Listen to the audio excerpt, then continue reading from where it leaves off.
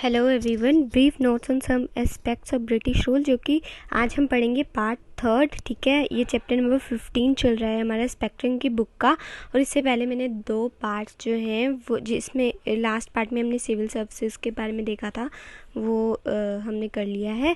तो आज हम जो देखेंगे वो देख लेते हैं। तो ये हमने पार्ट फर्स्ट में पढ़ा था, ठीक है, सोशल एंड कल्चर पॉलिसीज़ वाला। फिर सिविल सर्विसेज वाला हमने पार्ट सेकंड में पढ़ा था, और जो आज पढ़ेंगे वो पुलिस के बारे में पढ़ेंगे। ठीक है, तो क्या क्या रिफॉर्म्स वगैरह लाए गए वो आज देखेंगे। ठीक है, तो स्टार्ट करते हैं। तो 1791 में, आज ना हम इसको थोड़ा जल्दी पिकअप करेंगे क्योंकि हमने जुडिशरी वाला भी इसके साथ ही पढ़ना है। ठीक है, तो 1791 में जो कॉर्नवालिस थे उन्होंने ऑर्गेनाइज़ की थी रेगुलर पुलिस फोर्स। ये पहली बात आपको याद रखनी है कि कॉर्नवालिस ने रेगुलर पुलिस फोर्स जो है वो ऑर्गेनाइज़ की थी। ठीक है, उसके बाद क्यों की थी ये? लॉ एंड जस्टिस के लिए, लॉ एंड ऑर्डर को जो है वो मेंटेन करने के लिए, और साथ ही साथ में इसको मॉडर्नाइज करने के लिए। ठीक है, जो ओल्ड सिस्टम चल रहा था उसको मॉडर्नाइज करने के लिए, इंडियन सिस्टम को, जो कि थानास वगैरह थे, उनको मॉडर्नाइज करने के लिए ये स्टार्ट किया गया था। और उसके बाद जो डिस्ट्रिक्ट लेवल पे जो ये बिठाते थे, ठीक है, तो डिस्ट्रिक्ट लेवल पे सुप्रिटेंडेंट ऑफ पुलिस मतलब एसपी को बिठाया जाता था। ठीक है, as a head of the district. ठीक है, और पहले जो पुलिस का काम ये सब कुछ किया करते थे, तो ये ज़मींदार के द्वारा हुआ करता था। ठीक है, तो ज़मींदार को इन्होंने रिप्लेस करके डिस्ट्रिक्ट लेवल पे हेड बिठा दिया एसपी को। ठीक है, तो ये 1791 यहाँ से स्टार्ट हो रहे हैं पुलिस रिफॉर्म्स। तो देखिए, कॉर्नवालिस इसे लेके आए थे, मतलब रेगुलर पुलिस फोर्स को, और लॉ एंड जस्टिस और लॉ एंड ऑर्डर को जो है मेंटेन करने के लिए, मॉडर्नाइज करने के लिए, और साथ ही साथ में डिस्ट्रिक्ट लेवल पे हेड किसे बनाया गया? सुप्रिटेंडेंट ऑफ पुलिस को। और ज़मींदार का जो रोल था, जो कि वो पुलिस की ड्यूटीज़ को निभाते थे, उसको रिप्लेस कर दिया गया। ठीक है, उसके बाद 1808 में क्या होता है, तो अब इसकी बात करते हैं। इसमें क्या होता है कि जो मायो होते हैं वो अपॉइंट करते हैं एसपी फॉर ईच डिवीज़न। ये याद रखिएगा, ईच डिवीज़न के लिए ये अपॉइंट करते हैं।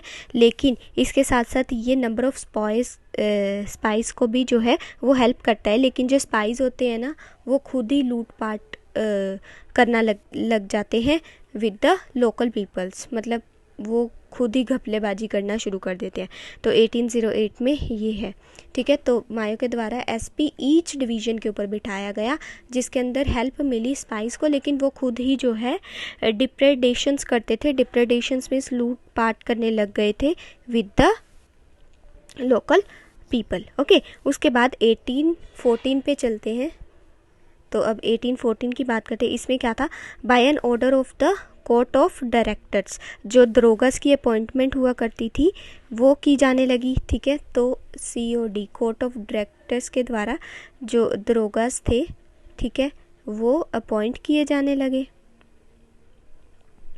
और जो उनके सब ऑर्डिनेट्स थे ना, उनको एबॉलिश कर दिया गया, जो कंपनी से रिलेटेड थे, एक्सेप्ट इन बंगाल। ठीक है, तो बंगाल में तो वो थे ही थे, लेकिन बाकी सारी जगह पे उनको एबॉलिश करके और दरोगास जो है अपॉइंट किए जाने लगे विद द हेल्प ऑफ और with the order of the court of directors. ठीक है, उसके बाद आगे चलते हैं। बेंटिक के टाइम पे क्या आया? 1828 to 35 के बीच में इसने ही एबॉलिश कर दिया एसपी का जो रैंक था। एक मिनट, एबॉलिश कर दिया ऑफिस ऑफ एसपी के ऑफिस को इसने ख़त्म कर दिया। ठीक है, जहाँ जो मायो था 1808 में, इसने जो है एसपी ईच डिवीज़न के लिए बिठा दिए थे। वहीं बेंटिक ने आगे जाके क्या किया कि इसके ऑफिस को ख़त्म ही कर दिया, और जो कलेक्टर था, ठीक है, जो डीसी होता था, मैजिस्ट्रेट होता था, उसको जो है ये चार्ज सौंप दिया। पुलिस का जो भी देखा रेखा था वो अब कलेक्टर करेगा। ठीक है, लेकिन आप खुद सोचिए, कलेक्टर अपना काम करेगा कि पुलिस वाला भी? उसके ऊपर काफ़ी एक तरह से बर्डन आ गया। ठीक है, इसकी वजह से क्या हुआ, जो पुलिस का रोल होता था वो बैडली इफ़ेक्ट हुआ। ठीक है, और चोरी डकैती ये सभी चीज़ें ज़्यादा बढ़ने लगी, क्योंकि डीसी के ऊपर, कलेक्टर, मैजिस्ट्रेट के ऊपर तो पहले ही इतना सारा बर्डन होता है। उसके बाद आगे जाके ये जो है, मतलब एक तरह से फेल कर गया ये सिस्टम कि कलेक्टर को ये चीज़ें नहीं सूट करती, कि पुलिस का डिपार्टमेंट अलग ही होना चाहिए।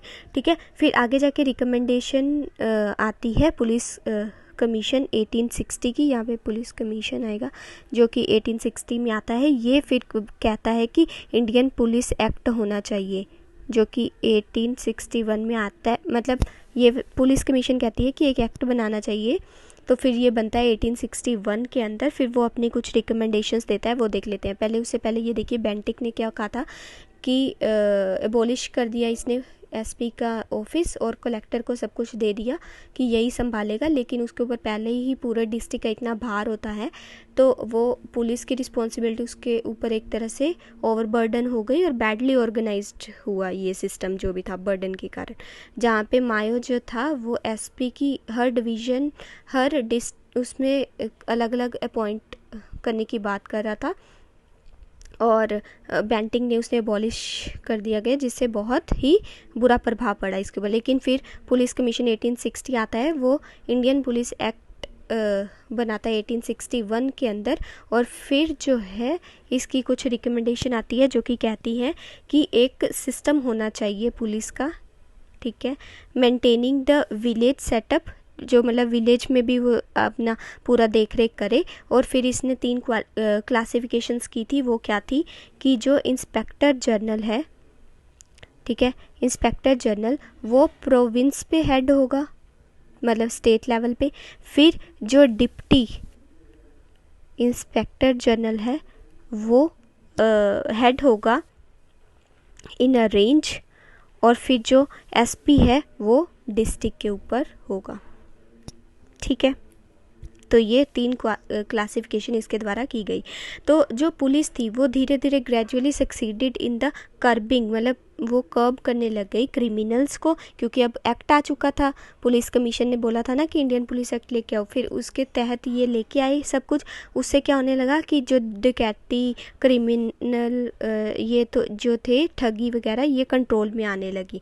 और जो लेकिन फिर आगे जाके क्या होता है कि जो एटीट्यूड होता है पुलिस का वो जो है सिंपैथेटिक बिल्कुल भी नहीं रह जाता विद द पीपल। ठीक है, और वो नेशनल मूवमेंट को भी जो है वो सुप्रेस करना स्टार्ट कर देते हैं। नेशनल मूवमेंट को भी जो पुलिस है वो सप्रेस करना स्टार्ट कर देती है। और उसके बाद ब्रिटिश जो थे उन्होंने कभी नहीं क्रिएट की थी ऑल इंडिया फोर्स। ये आपको याद रखना है कि ऑल इंडिया पुलिस लाने की बात बार बार हो रही थी, लेकिन ब्रिटिशर्स ये कभी नहीं लेके आए थे। ठीक है, एक्ट तो ज़रूर लेके आए थे, उसके अंदर रिकमेंडेशन थी जिनको वो फॉलो करते थे, लेकिन ऐसी कोई एक प्रॉपर सर्विस नहीं इन्होंने बनाई थी। ठीक है, लेकिन आगे जाके फिर क्या होता है ये आपको समझ में आ गया ना। उसके बाद आगे जाके क्या होता है कि 1902 में, मतलब हम इसकी बात कर रहे हैं, फिर इसमें क्या होता है कि पुलिस कमीशन रिकमेंड करती है, पुलिस कमीशन जो है वो रिकमेंड करती है कि सीआईडी जो है वो बनाई जाए, क्रिमिनल इन्वेस्टिगेशन डिपार्टमेंट बनाया जाए। कहाँ कहाँ पे? प्रोविंसेस पर and at the centre level. तो ये याद रखेंगे, ये 1902 में आया। ठीक है, तो ये पुलिस वाला सारा पोर्शन था। अब हम चलते हैं जुडिशरी के पार्ट पे। ये आई थिंक आपको समझ में आ गया होगा। ठीक है, तो आगे चलते हैं जुडिशरी के पार्ट पे। तो इसमें मैं आपको पहले बता दूं कि जुडिशरी का जितना भी देख रेख था वो पहले ज़मींदार्स किया करते थे, लेकिन आगे जाके जब रिफॉर्म्स लाए जाते हैं तो ज़मींदार्स को इससे मतलब हटा दिया जाता है कि वो ये कुछ भी डिसीजंस वगैरह नहीं लेंगे। फिर आती है बात reforms under the Warren Hasting 1772 से 1785 में। इसमें क्या होता है कि जो डिस्ट्रिक्ट दीवानी अदालत ये इस्टेब्लिश कर दी जाती है। तो ये याद रखेंगे, वॉरेन हास्टिंग के टाइप पे डिस्ट्रिक्ट दीवानी अदालत, ये याद रखिएगा नाम ये वाला, क्योंकि अभी आगे जाके इससे मिलता जुलता 1-2 और भी आएंगे, फिर वो एबोलिश होंगे, तो ध्यान रखना इसके बारे में। ठीक है, तो डिस्ट्रिक्ट दीवानी अदालत जो है वो इस्टेब्लिश की जाती है किसके लिए? सिविल के लिए, मतलब सिविल डिस्प्यूट्स के लिए। और इसका जो मतलब वो होता है किसके अंडर ये आती हैं? तो ये कलेक्टर के अंडर आती हैं। ठीक है, और हिंदूज़ के लिए हिंदूज़ लॉ अप्लाई किए जाते हैं, मतलब अगर उनके डिस्प्यूट है, और मुस्लिम्स के लिए मुस्लिम लॉ जो है वो अप्लाई किए जाते हैं। ठीक है, और अदालत ले टू द सरदार दीवानी अदालत जो कि फंक्शनल होती है under the president and the 2 members of the supreme council. तो ये भी जो है मतलब सरदार दीवानी अदालत में भी जो 3 लोग हैं वो होते हैं, फंक्शनल होते हैं।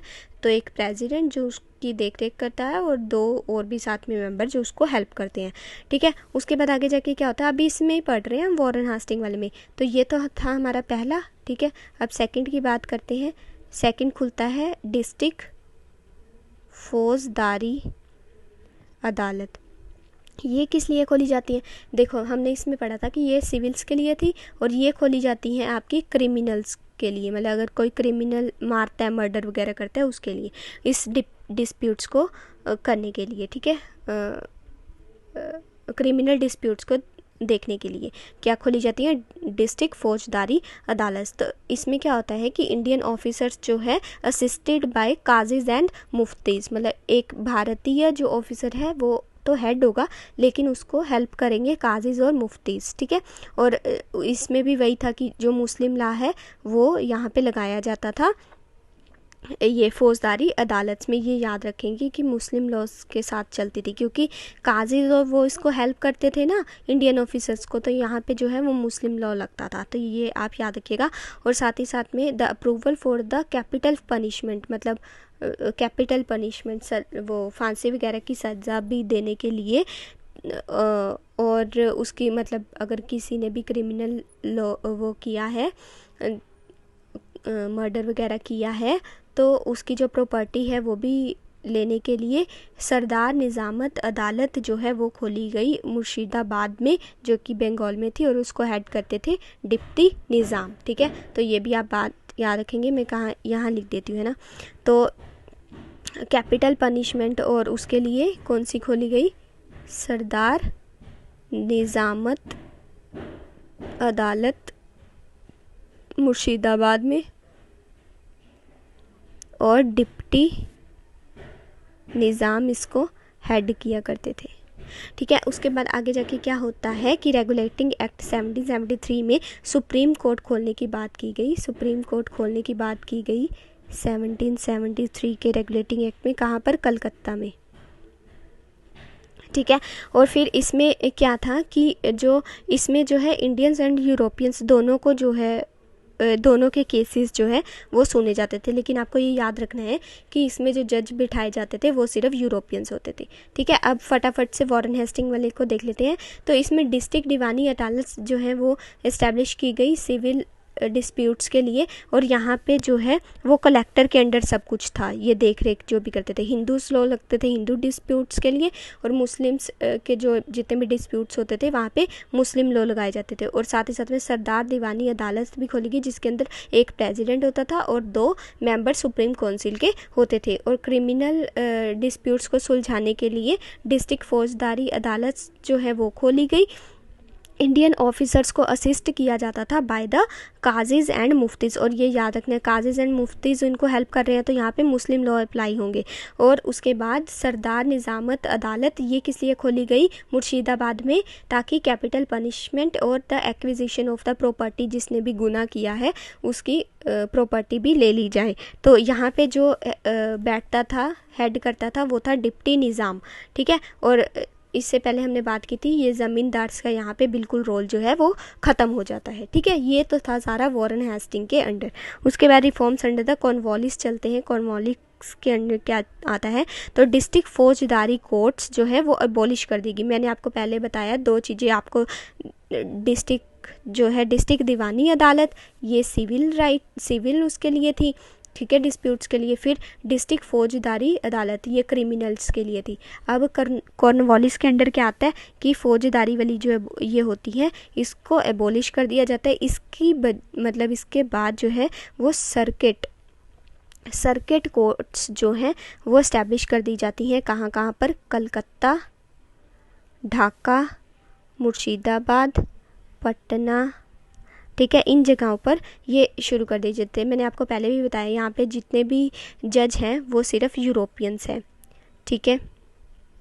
और यहाँ पे सिविल प्लस क्रिमिनल दोनों तरह की जो है डिस्प्यूट्स को सुना जाता था। अब सरदार निजामत अदालत, ये मैंने आपको बताया था, ठीक है, इसको शिफ्ट कर दिया जाता है कलकत्ता में, और किसके अंडर ला दिया जाता है, अंडर द गवर्नर जनरल।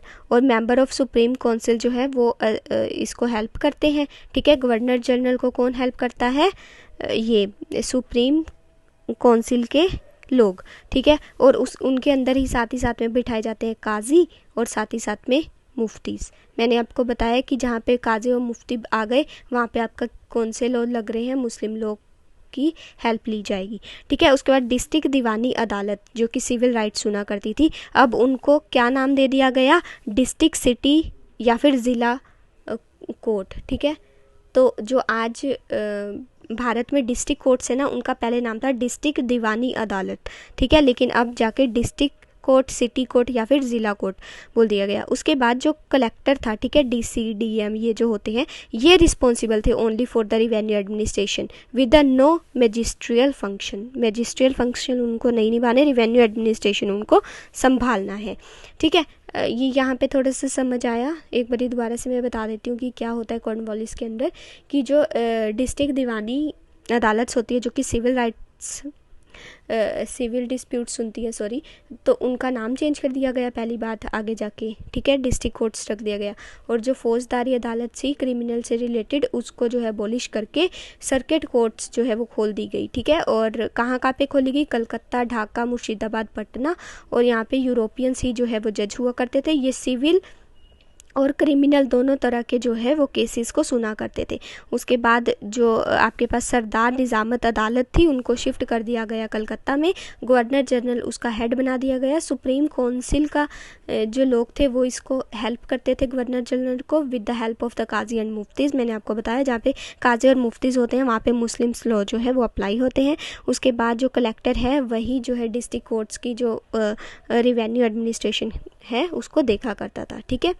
उसके बाद अभी इसी में चलेगा कॉर्नवालिस में, तो आगे जाके ये ग्रेडेशन कर देते हैं ऑफ द सिविल कोर्ट्स, अलग अलग बना देते हैं। तो एक होती है मुंसिफ कोर्ट, ये इंडियन ऑफिसर्स के अंडर होती है। उसके बाद एक होती है रजिस्ट्रार कोर्ट, ये यूरोपियंस के अंडर होती है, ये नोट कर लीजिएगा, ठीक है। एक होती है डिस्ट्रिक्ट कोर्ट, ये डिस्ट्रिक्ट जज के अंडर होती है, ठीक है। इसको साथ साथ लिखते रहिए, ये जो भी मैं पॉइंट्स आपको बता रही हूँ। उसके बाद 4 सर्किट कोर्ट्स, मैंने अभी आपको बताया कि ये कहाँ पर खुली थी, पटना में, कलकत्ता, ढाका, मुर्शिदाबाद। तो ये पूछ लिया जाता है 4 सर्किट कोर्ट्स जो हैं वो कहाँ खुली थी, आपको ये याद रखना है, कलकत्ता, ढाका, मुर्शिदाबाद, पटना, ठीक है। तो ये जो है 4 कोर्ट्स खोली गई। तो ये किसके अंडर थी, ये प्रोविंशियल कोर्ट्स थी, ठीक है, स्टेट वाली जो होती है, ठीक है। उसके बाद सरदार दीवानी अदालत को कलकत्ता भेज दिया गया, ये भी मैंने आपको बताया था कि सरदार दीवानी अदालत को जो है वो आपका कलकत्ता शिफ्ट कर दिया गया। उसके बाद एक king in council for appeals of 5000 pounds and above, ये भी खोली गई थी, ठीक है। तो ये याद रखिएगा। उसके बाद कॉर्नवालिस कोड आता है, क्योंकि ये रिफॉर्म्स अंडर कॉर्नवालिस चल रहा है, तो इसके अंडर कुछ रिफॉर्म्स मतलब ये लेके आता है, ये करना चाहता है। तो वो क्या थे, सबसे पहले ये कहता था कि सेपरेशन कर दिया जाए revenue and the justice administration. Revenue justice station में जो है वो सेपरेशन होना चाहिए। उसके बाद जो यूरोपियन सब्जेक्ट्स हैं वो भी लाए जाएं अंडर ये जो कोर्ट्स खुली हैं। उसके बाद तीसरा ये कहता था कि जो गवर्नमेंट सब्जेक्ट है ना वो आंसरेबल है टू द सिविल कोर्ट्स। और चौथा ये कहता था कि जो principle of sovereignty of law है उसको इस्टेब्लिश किया जाए। तो प्रिंसिपल ऑफ सॉवरेनिटी लॉ जो है वो इस्टेब्लिश किया जाए। तो ये सारी कुछ कॉर्नवालिस के अंडर आती है। तो मैं एक बार दोबारा से बता देती हूँ कि जो मुंसिफ कोर्ट था वो इंडियंस था, मतलब इसका हेड। रजिस्ट्रार कोर्ट में यूरोपियन हेड था, डिस्ट्रिक्ट कोर्ट में डिस्ट्रिक्ट जज था हेड, और जो 4 सर्किट कोर्ट बनाई गई थी प्रोविंशियल स्टेट के ऊपर, उसके चारों के नाम जो है कमेंट सेक्शन में आप लिखिएगा ज़रूर, ठीक है। और जो सरदार ये दीवानी अदालत थी इसको कलकत्ता भेज दिया गया। और किंग इन काउंसिल जो है 5,000 पाउंड्स के साथ ये भी खोली गई फॉर द अपील्स, ठीक है। और कॉर्नवालिस कोड जो है वो लाए जाते हैं, जिनके अंदर ये बात करता है कि revenue and the justice administration को अलग कर देना चाहिए, और जो यूरोपियन सब्जेक्ट है उसको भी अंडर जुडिस्डिक्शन लाना चाहिए कोर्ट्स के अंदर, और जो गवर्नमेंट के सब्जेक्ट्स हैं वो आंसरेबल होने चाहिए टू द सिविल कोर्ट्स।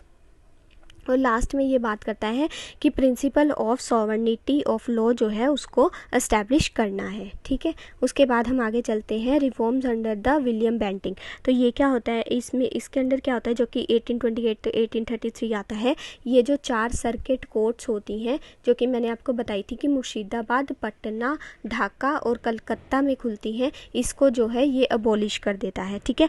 ये आप याद रखिए, कॉर्नवालिस के टाइम पे आई थी, बेंटिंग उनको रिमूव कर देता है, ठीक है। और उनके जो फंक्शंस होते हैं वो ट्रांसफ़र कर देता है टू द कलेक्टर। जो उसकी सुपरविज़न होती है ना, वो मतलब revenue and the circuit commissioner ही देखता है। उसके बाद जो सरदार दीवानी अदालत और सरदार निज़ामत अदालत होती है, उसको जो है इलाहाबाद, मैंने आपको पहले बताया था कि ये जो सरदार वाली मैंने आपको कोर्ट्स बताई थी ना, ये कलकत्ता में थी, है ना। तो अब ये जो है दोनों कोर्ट्स को कहाँ कर दिया जाता है, इलाहाबाद में, ठीक है। तो इलाहाबाद में इसको बना दिया जाता है। क्यों? क्योंकि कलकत्ता में इतनी सारी जो है वो दूर दूर से आना पड़ता था लोगों को, लेकिन अब इलाहाबाद में जो है लोगों की सहूलियत के लिए, नॉर्थ इंडिया की सहूलियत के लिए, तो ये यहाँ पे भी खोल दिया गया। उसके बाद जो है यहाँ पे जो लैंग्वेज यूज़ होती थी वो पर्शियन लैंग्वेज यूज़ की जाती थी कोर्ट्स के अंदर। आपको ये भी बात याद रखनी है, जो सुप्रीम कोर्ट थी, ठीक है, उसके अंदर इंग्लिश लैंग्वेज पहले यूज़ होती थी, लेकिन बाद में जो है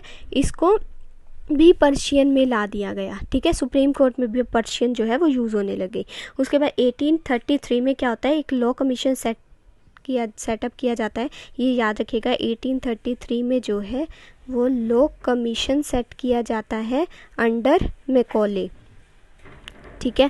उसके बाद किस लिए ये किया जाता है, for the codification of the Indian law. उसके बाद ही आपके जो ये जो है ना सीपीसी जो है 1859 में आता है, और आईपीसी जो है वो 1860 में आता है, और क्रिमिनल प्रोसीजर कोड सीपीसी जो है, ये ऊपर वाला ये सिविल था, ठीक है, और ये सीपी क्रिमिनल वाला जो है वो 1861 में आता है। तो ये इसी के अंडर लाए जाते हैं, किसके अंडर, लॉ कमीशन, जो कि 1833 में आया था। अब एक बारी सारा से ये देख लीजिए, फिर मैं इसको रब कर दूंगी।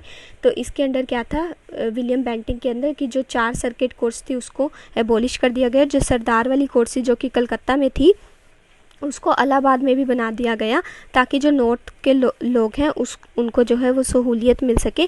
और जो लैंग्वेज थी इन कोर्ट्स की वो पर्शियन थी, ध्यान रखिएगा। और जो सुप्रीम कोर्ट में इंग्लिश लैंग्वेज बोली जाती थी, उसको भी आगे जाके पर्शियन में थोड़ा सा मतलब कि ईजिली जो है केस सॉल्व कर दिया जाए, तो पर्शियन में कर दिया गया। फिर 1833 में जो है आपका लॉ कमीशन खुलता है अंडर मैकॉले इसको खोलते हैं। और जो आपके किस लिए खोलते हैं, codification of the Indian laws. और सीपीसी जो है मतलब सिविल वाले जो लॉज मतलब कोड है वो आता है 1859 में, इंडियन पीनल कोड आता है 1860 में, और क्रिमिनल प्रोसीजर कोड आता है आपका 1861 के अंदर। और उसके बाद हम आगे चलते हैं, 1860 में जो है वो Europeans can claim no special privilege except the criminal cases, no जज of Indian origin could try them. तो ये बोलते हैं कि यूरोपियंस ही जो हैं वो क्रिमिनल केसेस को सुना करेंगे और भारतीय को इसमें जगह नहीं देनी, ऐसा इस यहाँ पे बोला गया। और 1865 में जो है आपका सुप्रीम कोर्ट और जो सरदार अदालत सी उनको मर्ज कर दिया गया एक ही सिंगल हाई कोर्ट के अंदर, कलकत्ता, बॉम्बे और मद्रास। वेरी इंपॉर्टेंट पॉइंट है 1865 वाला, मैं बता देती हूँ। जो सुप्रीम कोर्ट थी प्लस जो सरदार वाली कोर्ट्स थी जो कि कलकत्ता और इलाहाबाद में खोली गई थी, उन सबको जो है मिला के 3 हाई कोर्ट बना दिए। कहाँ कहाँ पर, कलकत्ता, बॉम्बे और मद्रास, ठीक है। आगे जाके क्या होता है, 1935 में जो है जब गवर्नमेंट ऑफ इंडिया एक्ट आता है, तो यहाँ पे जो है फेडरल कोर्ट जो है वो इस्टेब्लिश कर दी जाती है।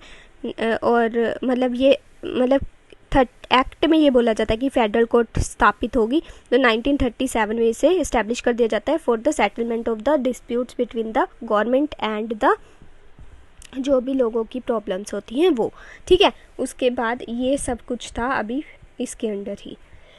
सॉरी। तो विलियम बेंटिंग के अंदर एक बार दोबारा से ये वाली चीज़ें देख लेते हैं। तो 1860 में ये बोला गया कि यूरोपियंस क्लेम करते हैं कि यूरोपियंस ही रहेंगे क्रिमिनल से रिलेटेड जो भी केस आएगा उसको डील करने के लिए, इंडियन कोई नहीं रहेगा, ठीक है।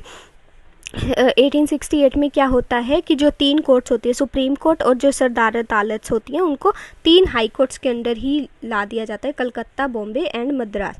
1935 में जो एक्ट आता है गवर्नमेंट ऑफ इंडिया एक्ट, उसमें फेडरल कोर्ट को स्थापित करने की बात की जाती है, जो कि 1937 में स्टैब्लिश किया जाता है डिस्प्यूट्स को सोल्व करने के लिए, ठीक है। अब आगे चलते हैं हम, जिसमें हम पॉजिटिव एस्पेक्ट्स पढ़ेंगे of the judiciary under the British. तो इसमें क्या था, एक तो रूल ऑफ लॉ जो है वो इस्टेब्लिश हो गया, दूसरी बात जो लॉ थे, ठीक है, वो कोडिफाइड लॉ जो थे, जो कोडिफाइड लॉ थे उनको रिप्लेस कर दिया।